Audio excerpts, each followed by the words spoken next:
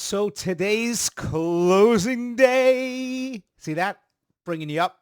It's closing day. And what are you going to do? Final walkthrough.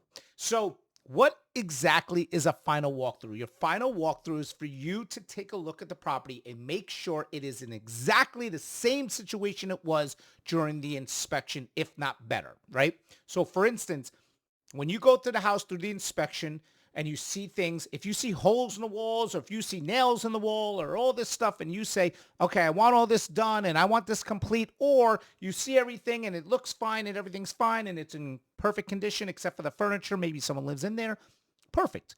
You're now going in there with the expectations that everything is still fine. You want to make sure that there's no leaks that came out of nowhere and the AC is still running the same way and everything is exactly the same way as it was.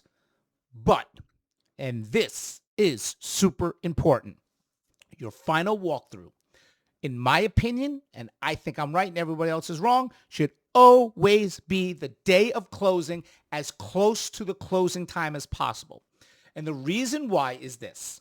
I am a numbers guy. I'm a percentage guy all day, my brain, blah, blah, blah, blah, right? So the further back you go, you give yourself more of a percentage that something can happen between that time and the closing. For instance, we had a friend of ours that was like, hey, let's do the closing Wednesday. Let's do the walkthrough Wednesday, even though the closing's Friday. I said, no. Let's do it Friday morning. He's like, I can't. I go, I don't care. We're not doing it Wednesday. Thank gosh we didn't do it Wednesday, because Friday at 6 a.m.-ish, the whole ceiling collapsed because the water from the drip pan in the AC was overflowing because it was a vacant house, and the water came right through the kitchen and everything. Now, if we would have done it Wednesday, we would have seen it. Does that mean that the seller is still not obligated to fix it even afterwards? That's a whole nother video. There are different cases where you can prove to say this was already happening prior to the closing, even if you missed it, and then you can go back. But again, I don't want to get confusing all that. The point is that a final walkthrough is important.